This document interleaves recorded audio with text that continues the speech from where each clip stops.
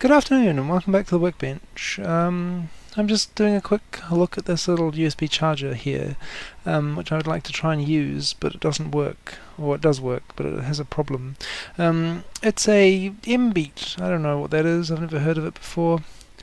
It claims to be compatible with Quick Charge 2.0. It says Gorilla Power QC, universal mains input, and then it says output 5 volts, 9 volts, or 12 volts. So it's not the high voltage one. It can't do like 20, 24 volts or whatever that some can, but you know, that's kind of useful anyway. It has a single USB port output with that logo there. I think is the Quick Charge logo, isn't it?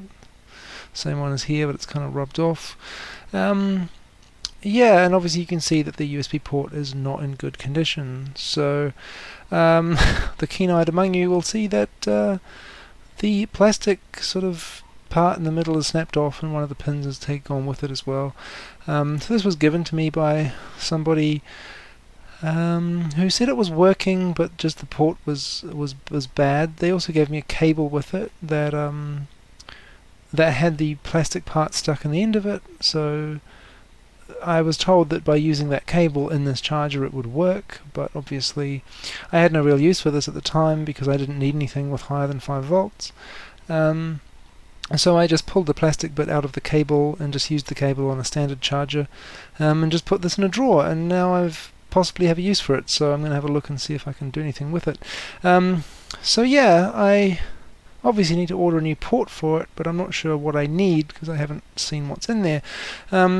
You can see, I don't know how well, it's hard to show on camera, but I think it's possible this is a right angle port.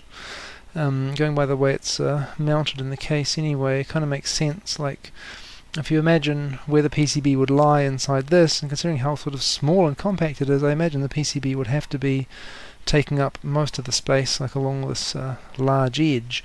So it must be on one of the sides. Now I don't know which side it's on, but if I look in here, and again I don't know if I can actually show that very well, but if you see like the two metal prongs on the outer shield that, you know, make the ground connection to the outside of the plug, you can see there's the two prongs there and the two prongs on that side, and on one of these, yeah, on this side here, which again it's hard to actually show. I don't know if it shows up very well, but there's a smaller prong on this face here, on that edge. Very hard to show with this, I think. I'd probably have to get an extra light source that I don't have at the moment, but on this edge here it's flat.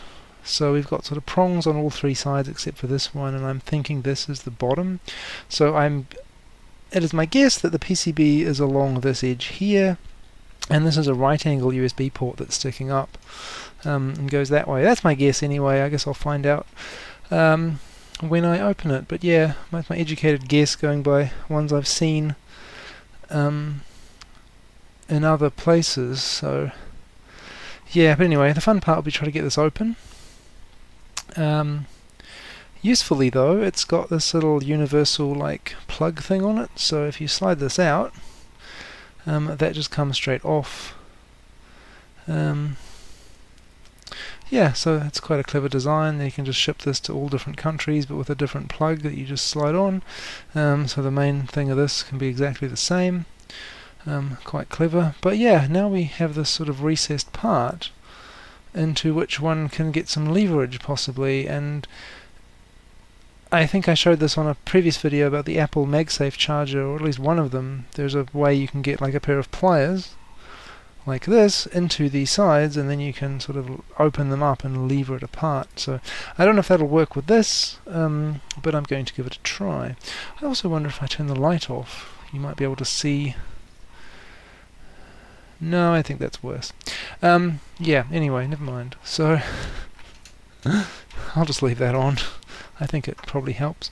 So yeah, let's try to lever this open. I don't know if these will... Well, they'll get open far enough. So if I put this into here, I may be able to sort of crack it open. Possibly. Yep, there we go. Whoops. No, it goes flying along, but I have made some sort of inroads there. Let's see. Might have to get that right on there. Oh, I see, it likes to fall off. Right, let's see.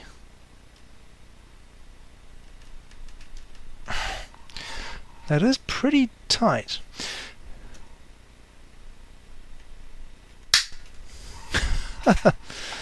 There we go.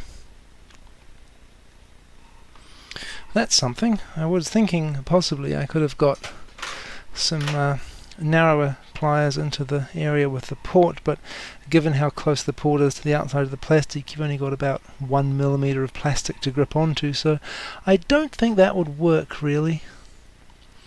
I could try it, but no, it just slips straight out. So I guess we'll have to go from that other side, which does seem to have worked. It's cracked open on that edge, obviously, although I'm seeing a horizontal, a board going this way, and obviously there's one going that way where that transformer is connected. Probably it would make sense to get a screwdriver in this corner and twist it or something. Do I have anything around? Let's try a screwdriver in the side. Now that I've already got an opening, I should be able to... Yeah, there we go. Perfect. Okay, so there's the reveal. Do we have a right angle connector or not? We do, in fact, have a right angle connector, so I was correct. That's what I thought. It's also interesting to note, and I'm not sure because again I don't have experience with these things, I do notice that this is not a USB 3 port. It's not blue and it only has 4 pins, so that's fascinating. I don't know. Yeah. Interestingly, it looks like it's got a provision for another port there. Looks like you can put 2 of them on there. But also there's a little chip there under that one. Sorry, there we go, yeah. We got U3, which is possibly the voltage control chip to communicate with the device and change the voltage levels, I guess. And then yeah, we got USB 2, which is a spot for another port, and then here we've got that one there. So yeah, what do we have here? Chin cap, I don't know, never heard of that. Some other thing. That's an interesting logo. It's a... What is that? The capacitor has a bull on it or something, or a moose. No, I think it's like a bull. That's funny. Okay. Do they both? I don't know. That's weird. I've never seen... I don't think I've ever seen a... Oh no, I suppose Nippon Chemicon possibly have it, but yeah, those are the primaries. The MJIE. Yeah. What's that? I don't know. MJIE, low ESR? I have never heard of that. But yeah, I've never heard of MBeat either, so who knows? I don't suspect they are the highest quality of capacitors in the world, but I mean the thing seems to be okay. It's not terrible. Can I get this out of the case though? Oh yep, that seems to... We just got it sort of hung up on the mains input connector part. I guess if I just pull that up there, pull that here, there we go. So yeah, that goes together. Oh. Is there a screw under that? I think there was actually. That's strange. think there was a screw there, but there's like this little recess here. There's like this little recess here, but it looks like there was a sticker, but it was already taken off. But maybe it wasn't. Maybe there is a sticker under there that I did not remove. That's confusing. I wonder if I can. Oh yeah. Huh. There was actually a plug, a little rubber plug in that, which is now gone flying, but there we go. So there was actually a screw in it. Not that that's much use anymore. Never mind. I mean, oh, there we go. There it is. Well, yes. Unfortunately, it seems like how do you say, brute force and ignorance. Not what I intended, but I'm sure I could glue it back together. Huh. That's interesting. That's a fascinating design. I've never seen a chip in that kind of package before. It looks like a SOIC with a lot of pins. It must have an integrated MOSFET, obviously, because we've got like these 3 pins are connected together. Can I get a? It's fascinating. Yeah. I don't know what package size that is. It's very thick. It's thicker than most chips, I think, which makes sense. They've obviously packed a lot of stuff in there. They've scraped the label, the marking, off both of these chips. It seems right. This one here, I don't know what that is. Is that a Q1? I mean, this might have active PFC in it. Maybe? No, I don't know. And this is obviously the main chip. The MOSFET probably connects on these 3 pins. There's the bridge rectifier. Yeah, anyway, that's interesting. But we do have,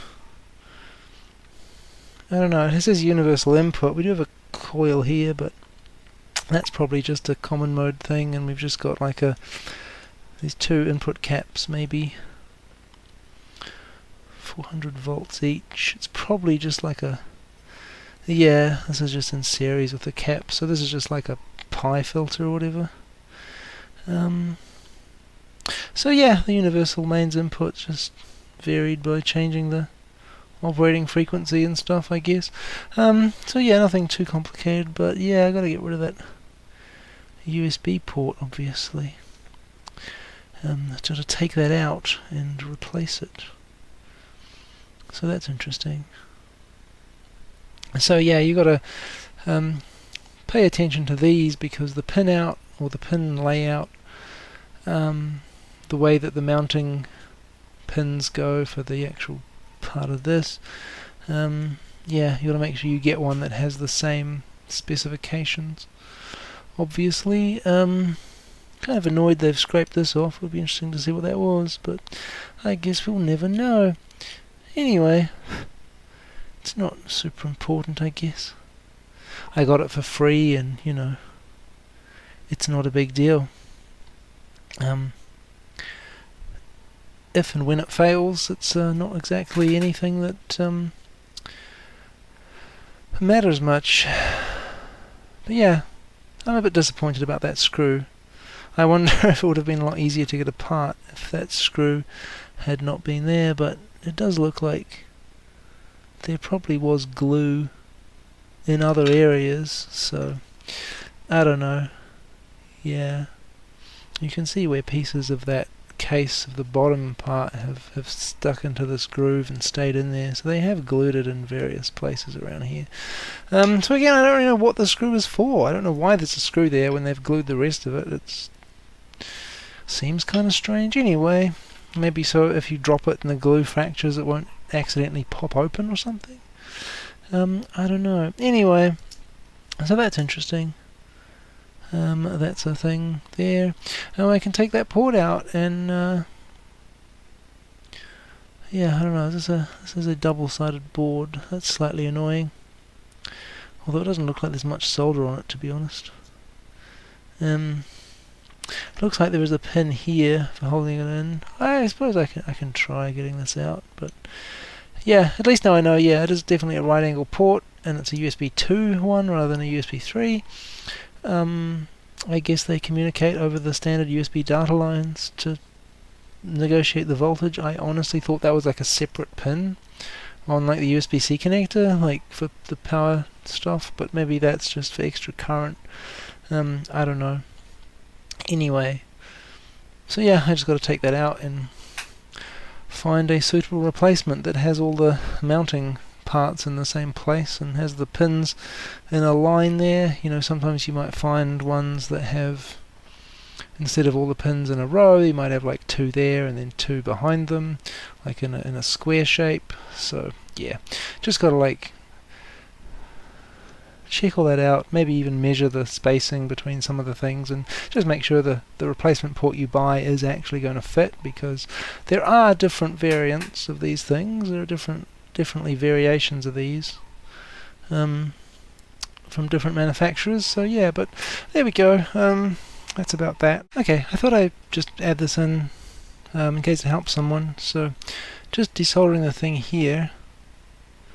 I've managed to get the mounting clips free with my desoldering gun, and those are free and wobbling around, but trying to get these little pins here is quite difficult because they are very small.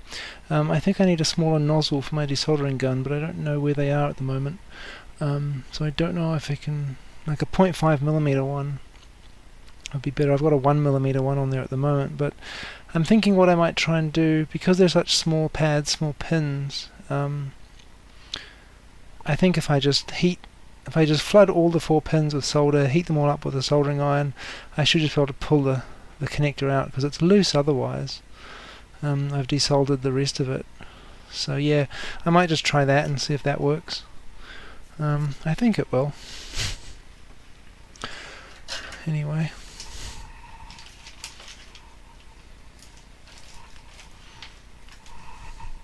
It might be the easiest way to do this if you're doing this. Otherwise, the other option, of course, which I have done in the past before I had a desoldering gun, is that with the port itself, if the port is broken, obviously like this one, you can take like side cutters and cut it into pieces, cut the shield apart, cut the pins off, and to the point where you're just left with like individual pieces soldered onto the board, and then you can just heat them up and pull them out with pliers individually for each pin and each like mounting tab. So yeah, just to cut the thing to bits. That's one option. You can do that with other components too. I think that's a thing some people do with ICs. If you want to remove an old IC, you know, you just like cut all the pins across with a sharp knife or something, and then desolder each pin separately or whatever. But yeah, I think that's what I'll try with this one. I could try cutting this up, but I don't think I need to.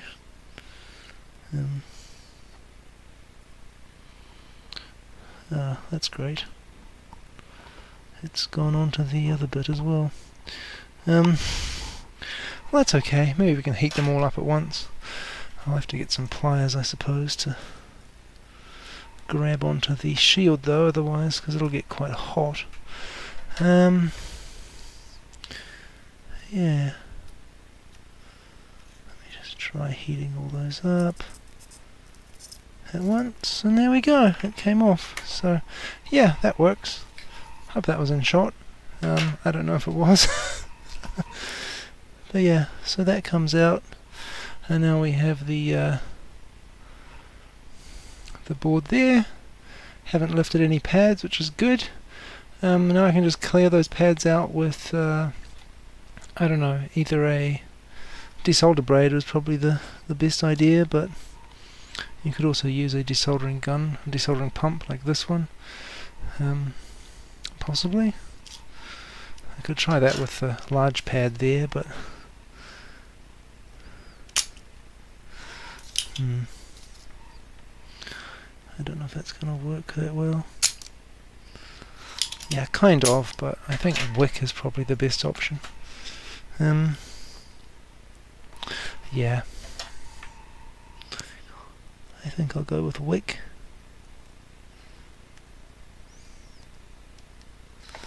It's put a bit of extra solder there and take some wick here, and yeah, should be able to do that.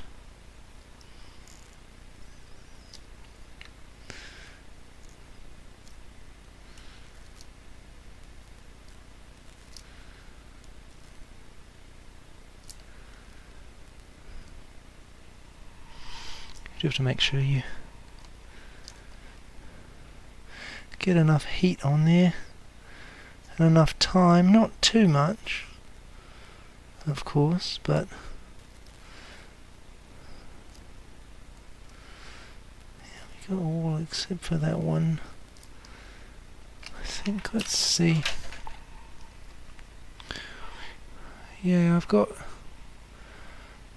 almost all of them, just that little middle one of the data pins. I don't know why, it's not that thermally interesting. Maybe there wasn't enough solder on there to wick it out with, so I'll just have to add some more.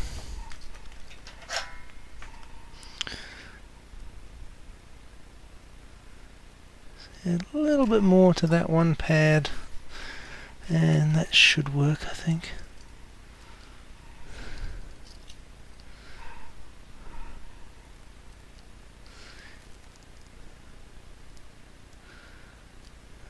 Yep, there we go. That looks good. So we've cleared all those holes there.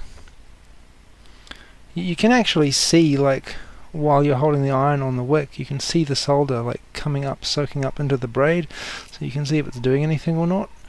Yeah. Well, there we go.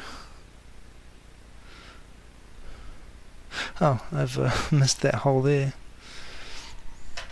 I somehow got that filled in again.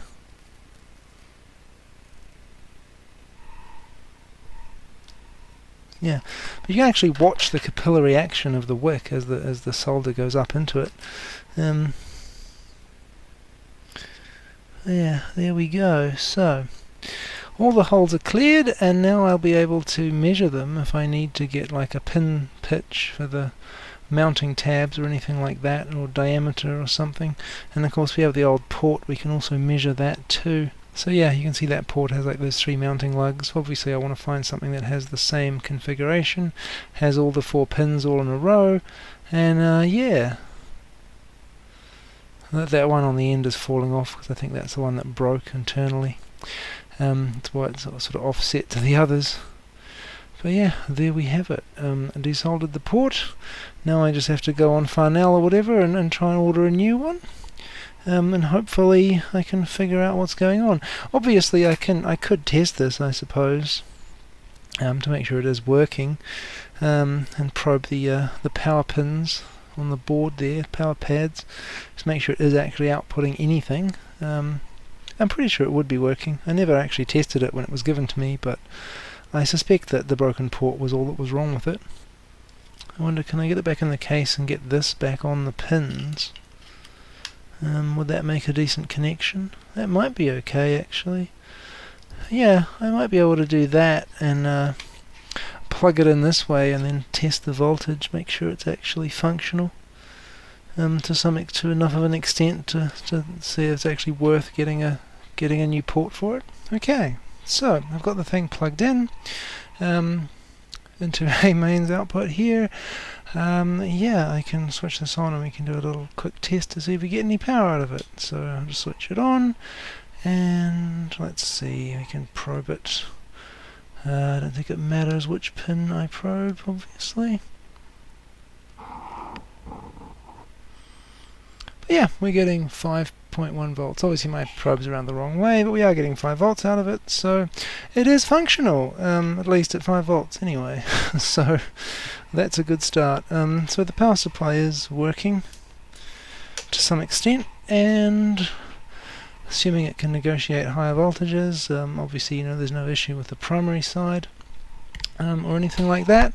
But yeah, that should work fine. So I will definitely order that new port, and we'll see how that goes. And yeah, that'll hopefully do what I want.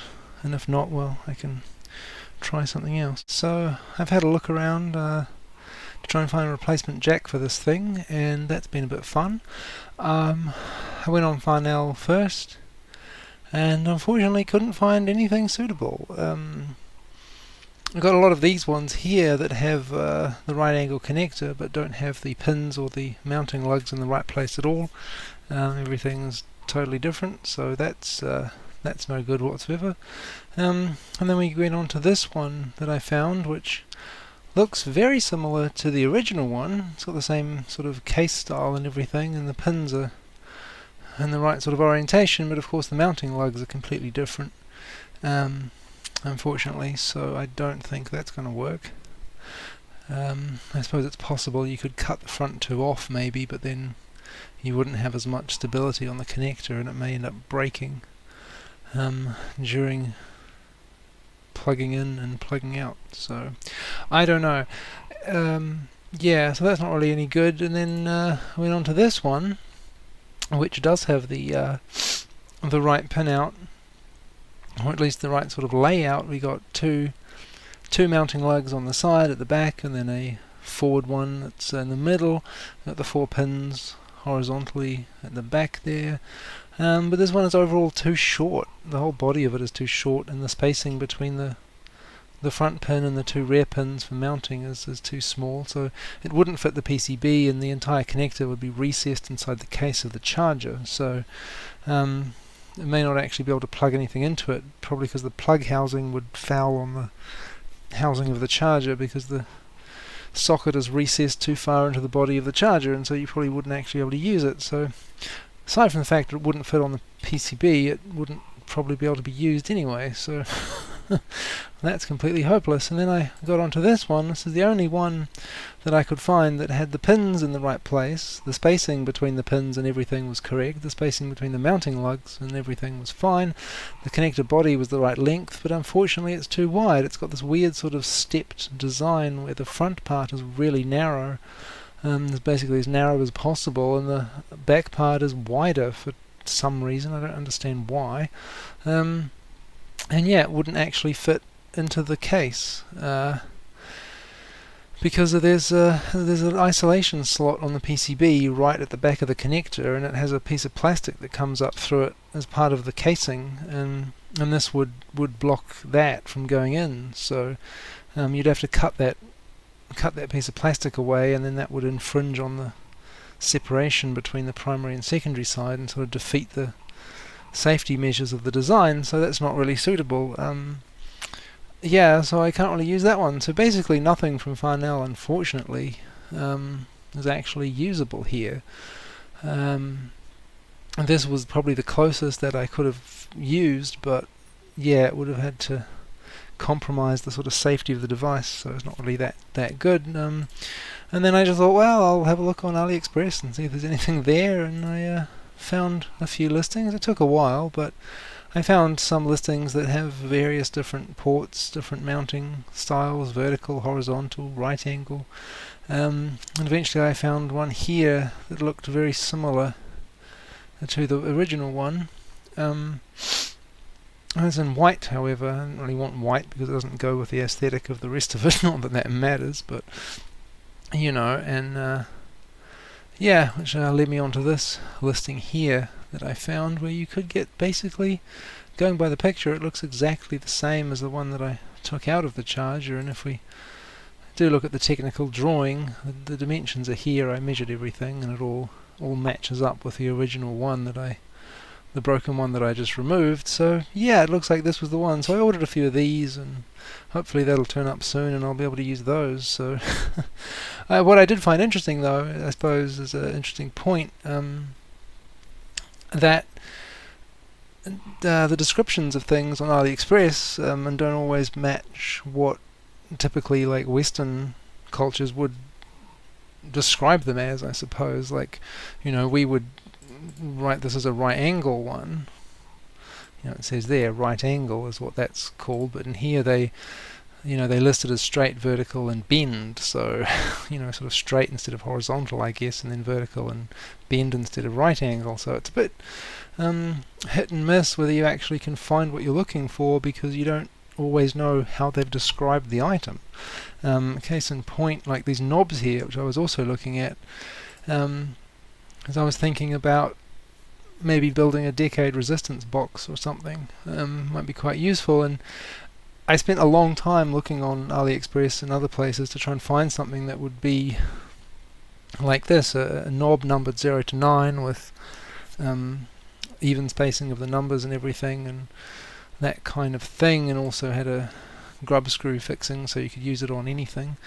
And yeah, it sort of turned that point where I just like associated products, kind of just found it through there, and we found that they called it, metal knob with 0 to 9 turntable. So I guess by turntable they mean the bit around the outside, whereas a supplier like Farnell would generally refer to that as like a skirted knob, and they would say that it has numbers around the skirt edge. So yeah, kind of totally different terminology. I don't know if turntable is meant to refer to like an actual record player, or they just sort of view this flat sort of flattish edge part as like that. They just associate it with the word turntable. I don't know, but sort of things got a bit mixed up in translation, I guess. So it's kind of annoying. Like often there's the stuff you want is on here, you just have to figure out how they've written about it and what they've called it, because yeah, it's kind of weird. The way I've done it is just to go through, search for the basic thing of what you want, and then go through the related items, sort of listings, and eventually you sometimes stumble upon the thing you actually are looking for. But yeah, it's a bit confusing. But hey, we got there in the end. Once you sort of figure out, sometimes it's obvious, and other times it's completely sort of words that you'd never think of in English to associate with the item, but obviously in Chinese or whatever, and when they translate it, that's the logical answer, but to them, but to us it doesn't make any sense. But yeah, anyway, so I've ordered this, and it should turn up soon, hopefully. Along with some other things, I ordered a few soldering iron tips as well, I think, and other stuff that I thought was useful. And yeah, so we'll put that in when we get that, and the charger should be fixed. And I've got to find a way to glue it back together again and make sure it's all good. I suppose it's a shame about that screw that I managed to break out of it, but maybe I can glue the little standoff thing back into this case and actually use the screw as part of fixing it back together. Ideally that would be the best option, so I don't have to glue it back together and then break it open again at a later date, possibly, if that was required. Of course, you can always just go with the good old duct tape around the outside to hold it together, which I've done with a few chargers so far, and that seems to be fine. But there we go. I guess that's it for this video for the moment. There's nothing much else to do, obviously. I just got to wait for the ports to turn up and put them in. That'll probably be a week or two. Shouldn't be too long, because this choice shipping thing from AliExpress is actually pretty good. It's pretty fast. So yeah, I'd expect it to come pretty soon. But yeah, that's it for now. I'll come back and make another video later on when we get the new port and I can put it in and then test and make sure it's all working. For now, that's that. So hope that was interesting, hope that was useful, and I'll see you next time.